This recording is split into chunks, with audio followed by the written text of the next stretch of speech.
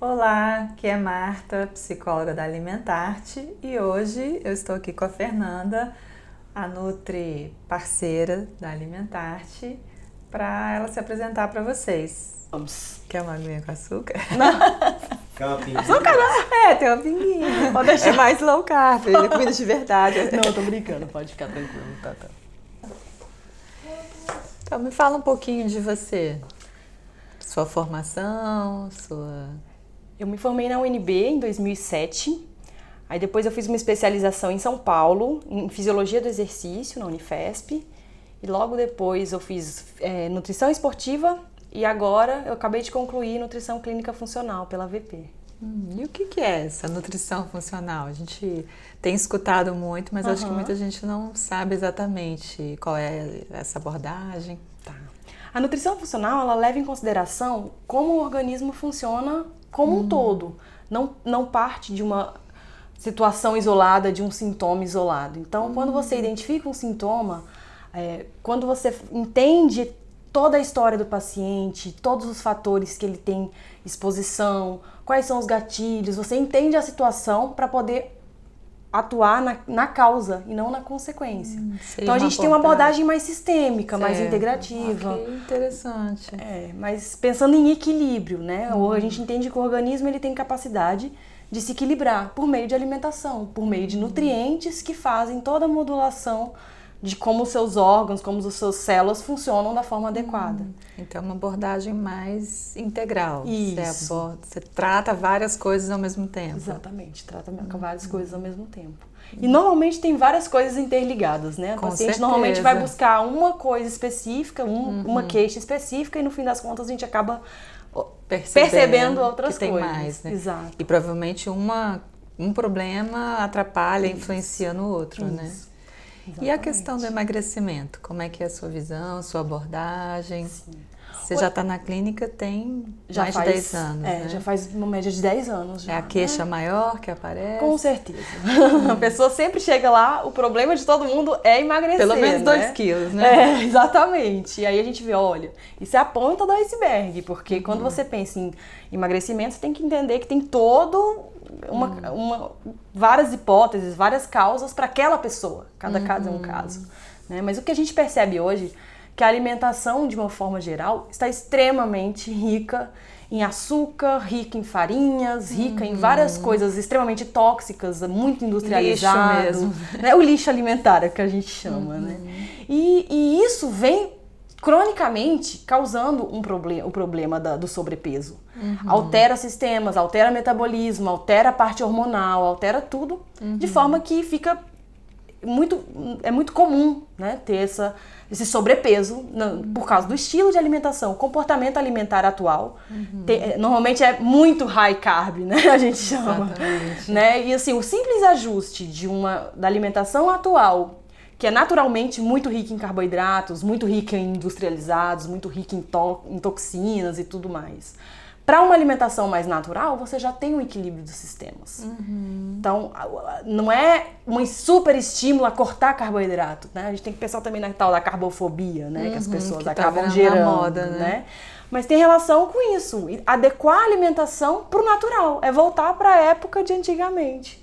Né? O que comiam antigamente e como que as pessoas se comportavam. Esqueceram, né? Esqueceram. Perdeu essa sabedoria, né? Então a gente pode chamar de comida de verdade, como tem sido muito... Eu gosto desse termo, Também comida, né? É simples, né? Se eu pensar assim, você resume como? É comida, comer comida, né? Não é pacotinho, jeito sacolinha, código de barra. Tudo fora. E como você falou que o sobrepeso é uma ponta de um problema maior, o que dá pra gente pensar a partir disso? Tem outros problemas de saúde que às vezes a pessoa nem percebeu que tem ou não relacionou uma coisa com a outra? Com certeza. Como é que você vê isso na sua prática? O que eu tenho visto, isso assim é muito comum. É até uma conclusão assim que às vezes eu falo, gente, eu tô pensando isso na pessoa, né? Essa parte você corta. Você não vai julgar ninguém. Tá ótimo. O que acontece? Normalmente as pessoas se queixam de problemas ou visíveis, algo que é visual, ou algo que dá dor. que incomoda de alguma forma. Os outros são toleráveis. Ou são problemas que ela nem imagina que tem. Ou assim, pode até ter alguma consciência de que está acontecendo, mas enquanto aquilo não vier a trazer uma consequência que gere dor, não necessariamente uma dor física, mas um sofrimento, né, um incômodo, aquilo ali a pessoa vai levando para frente. Deixa para depois eu penso. Né? Então, até porque a alimentação industrializada, a alimentação rica em açúcares, rica em farinhas, ela é extremamente viciante. Ela tem alteração em neurotransmissores que geram uma compulsão alimentar. Então, assim, para que ela vai querer abrir mão desse prazer pensando numa coisa que ela não tá nem incomodada ainda, que não tem uma consequência? Que ela perceba e que aquilo ali incomode o suficiente para gerar uma mudança. Né? Então, tem esse problema. Então, o diabetes... A pessoa só vai ter problemas seríssimos, muito avançados, uma situação muito grave. Mudança crônica, né?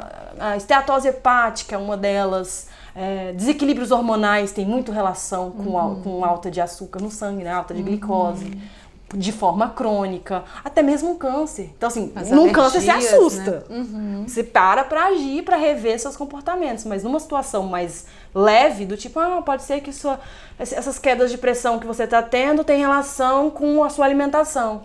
Não incomodou o suficiente. Né? Umas alergias, por exemplo. Nossa, também alergias, tem muita hoje em dia, o que está estourado é alergias alimentares, né? E como que essa abordagem que você está descrevendo ajuda no emagrecimento, que geralmente, né, que é o problema principal. É o problema principal, tanto no seu consultório como a proposta dos grupos, né? Como é que essa mudança, que parece uma coisa simples, né, de diminuir industrializados, açúcar, farinha, para uma alimentação mais natural, comida de verdade, como é que ele pode ajudar? Quando você pensa em alimentação, a alimentação atual, ela gera um processo inflamatório no organismo. O processo inflamatório, ele potencializa a resistência à insulina, que é um dos piores gatilhos para a obesidade e sobrepeso, para acúmulo de gordura. Então, assim, a pessoa pensa chega com a queixa do emagrecimento, eu falo, isso daí vai ser o brinde, porque a gente tem que organizar a casa, tem mais coisa pra gente pensar.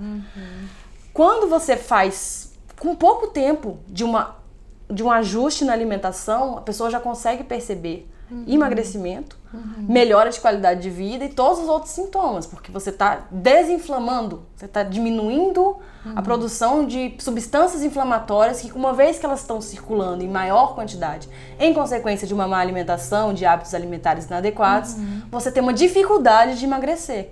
Então, aí a pessoa normalmente tem a questão das dietas milagrosas, aí faz uma coisa que gera um emagrecimento e depois uma adaptação metabólica extremamente negativa. Porque não atingiu as causas, como você falou, né? E quando a gente pensa em introduzir um estilo de alimentação que leva em consideração comida de verdade, você não está pensando em dieta, algo que você já pressupõe que é temporário. Você pensa em mudança de estilo de vida. Por isso que existe uma sustentabilidade do resultado. Então, eu estou pensando em diminuir substâncias inflamatórias, melhorar hábitos intestinais, hábitos digestivos, para ela ter uma disponibilidade de nutrientes. Ao mesmo tempo que você faz essa alteração, você tem como consequência o emagrecimento e a sustentabilidade, né, porque você mudou o estilo de vida, mudou a causa. E melhora da saúde em geral. Da saúde como um todo. Essa é a maior ideia. Tem 8 minutos e meio. Nossa, mas o bate-papo tá tão bom. Eu ia perguntar mais um detalhe. Tá. Podemos voltar? 1, 2, 3.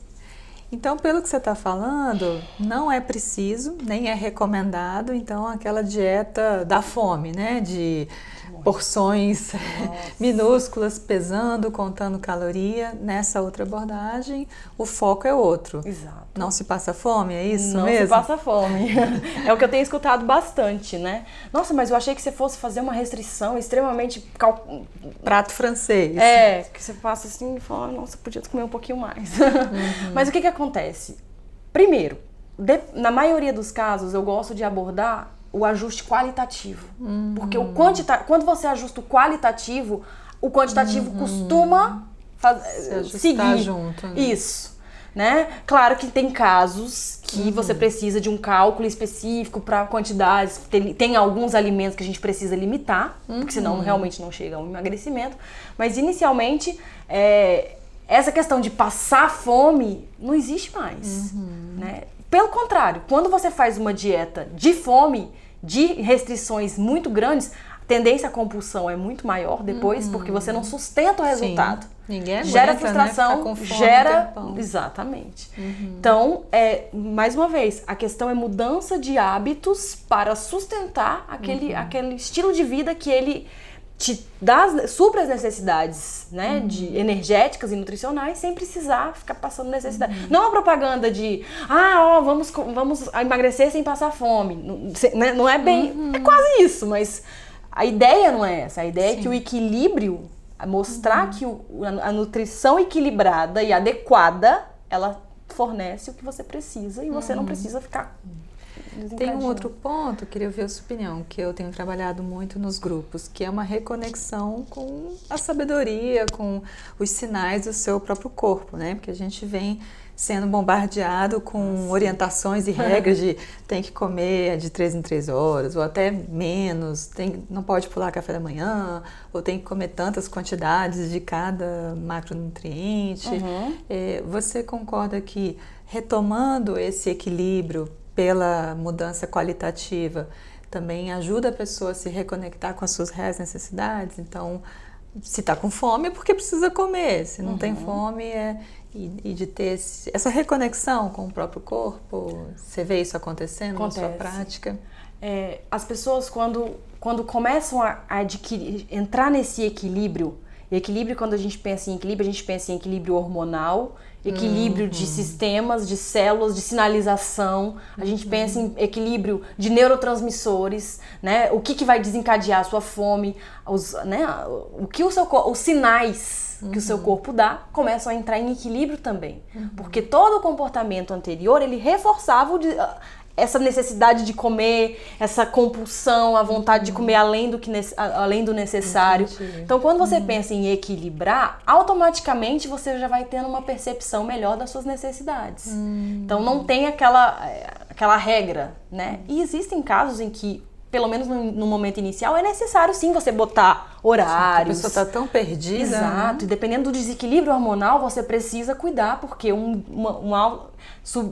quedas e picos nesses hormônios podem desencadear sintomas indesejáveis. Mas com a regulação, automaticamente o corpo já se ajusta de forma que consegue perceber qual é o momento certo, a quantidade correta. E a questão comportamental, que até você também falou dos neurotransmissores, isso tudo impacta no comportamento, nas emoções, e tem também anos aí de aprendizados e de vivências e até de compulsões, dificuldades de lidar com a emoção. Então, como é que você vê no seu consultório? Qual a sua opinião sobre a influência, né, das emoções, do comportamento nessa nova reeducação ou uma educação alimentar e comportamental nesse processo da pessoa conquistar a perda de peso e saúde? Você vê que é um fator importante no consultório? Com certeza. Como é um conjunto de fatores que determinam o comportamento, não é apenas psicológico, não é apenas fisiológico, mas também não é apenas nutricional. Né? Existe uma junção de situações, de fatores que vão determinar. Voltando àquela questão que eu comentei da inflamação, no momento que você tem muitas substâncias inflamatórias circulantes, essas substâncias influenciam e geram uma inflamação em nível cerebral. E a partir daí, você tem um desencadeamento de comportamentos que podem levar à compulsão, que podem levar a comer por angústia, comer por ansiedade, comer por nervosismo, comer por falta do que fazer, enfim, seja lá o que for, por tristeza, por depressão. Né? Então, quando você modula nutricionalmente, você desinflama o organismo e ainda assim você tem acesso pela alimentação a nutrientes que vão modular esses neurotransmissores que estão até então desequilibrados, você consegue ter um comportamento mais calmo, mais moderado, você é dono das suas decisões. Então, assim, a coisa começa a ficar também mais equilibrada. Então, essa é a relação com a nutrição pode melhorar comportamento, né? Todas essas alterações. Então a gente pode dizer que atuando pela via da nutrição e atuando pela via direta, emocional, comportamental, com o coach, com a psicologia, é Tem um casamento bom. um casamento bom, né? Potencializa os resultados, Aham. né? É isso que eu tenho visto. É. Então, essa é a Fernanda, estará com a gente, né? Nos grupos, no atendimento individual também. E se você gostou desse vídeo, dê o seu like, acompanhe a gente nas redes, no Instagram, no Facebook, tem as redes da Fernanda também. Como é que as pessoas te acham, Fernanda? No Instagram, @FerBLucas. Fer de Fernanda, B. Lucas. A gente coloca aqui no vídeo os endereços, né? E até o próximo vídeo. Tchau! Tchau, tchau.